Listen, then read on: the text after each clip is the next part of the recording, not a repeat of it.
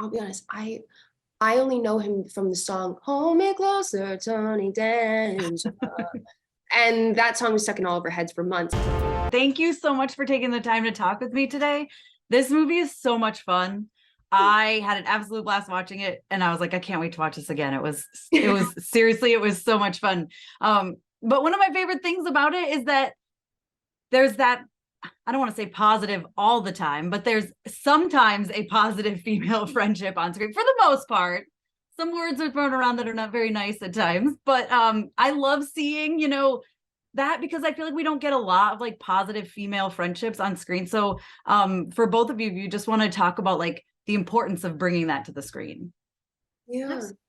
I mean, for me, I feel like the way that it was nuanced was what really, made the project for me. Like a lot of times I feel like female friendships are just sort of a little one-noted, or I don't know, they don't really go deeper. You don't really see why they're actually friends or what's going on inside both of their heads, or because Capri and I's characters started off as friends, and then after the traumatic experience that Darby went through, they weren't really friends anymore. And now they're coming back to being friends. So I feel like I appreciated all the history and all the thought process behind every argument, every conversation that we had. There was a point to it. There was something I wanted. There was something she wanted. There was a reason why it either was working for them or it wasn't.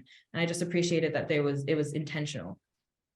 Yeah, absolutely. And we also get to see like a fresh take on like our classic kind of iconic films. Like our North Stars were Heathers and Mean Girls and Clueless, which all have, like you were saying, like the friend who you think is your friend, but is actually like your full-blown enemy, who's like hiding behind your back and like trying to enact some type of getting you hit by a bus, or like, it's like it's a lot going on.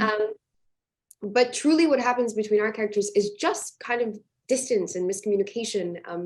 Darby's mom passes and Darby goes into herself, rightfully so, when she's grieving, but that leaves Capri. And so not only does Capri lose this matriarchal figure that was important in also her life, which is the ripple effects of grief, then she also loses the only friend that she could really talk to in a genuine way.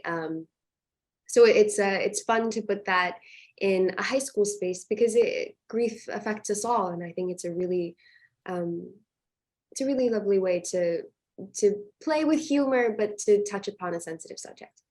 Yeah. And speaking of the grief, like the moment when you guys like just scream, like I've done that personally myself, to just like, oh, you just want to scream into a pillow. And is that something you guys have ever done, or felt the need to just like let it all out? When it gets to that point, yeah. And that's a really special part in the film, because sometimes it is easier just to scream about something or anything in particular than it is to try to pick your words very carefully and say everything that's on your mind, and try to give voice to a feeling. Sometimes a feeling is just meant to be a feeling, and a primal scream is a great way to do that.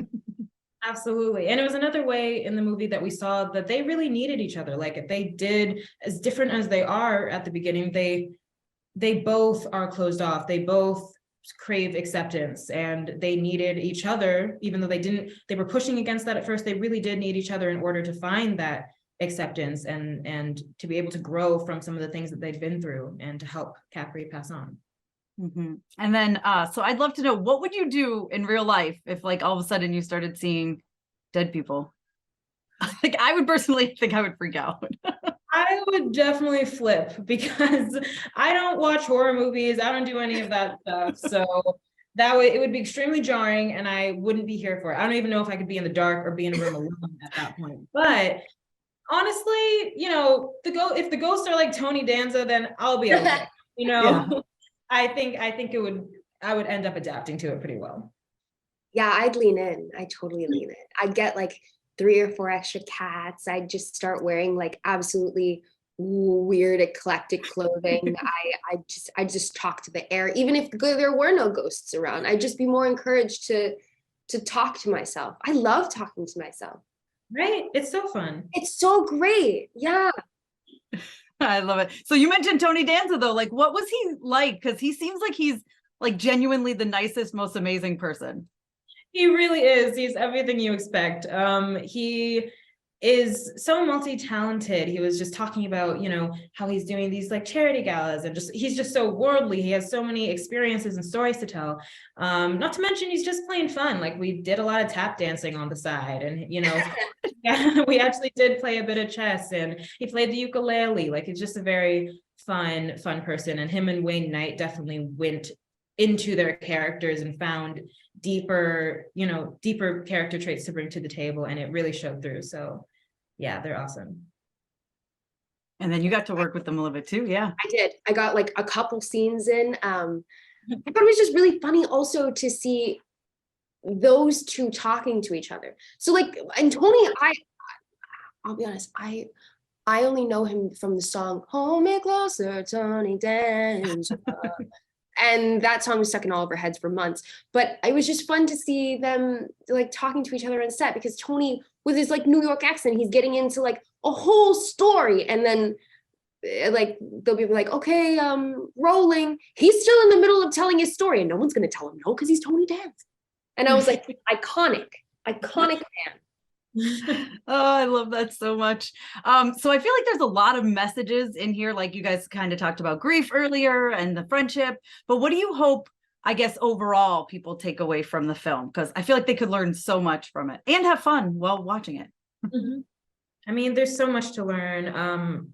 There's so much to learn. I feel like a good way to encompass it all is just acceptance, you know, accepting yourself for who you are, accepting past situations, living in the moment, because they both had to forget a lot of their past, you know, troubles in order to move forward in their friendship and to forgive. And even just the moment of her seeing her mother and passing on from that, like as sad as it is, it's also very powerful to accept something for what it is and move forward with new knowledge from it, you know, and just to take things as they are, learn and grow for them and move forward. Yeah.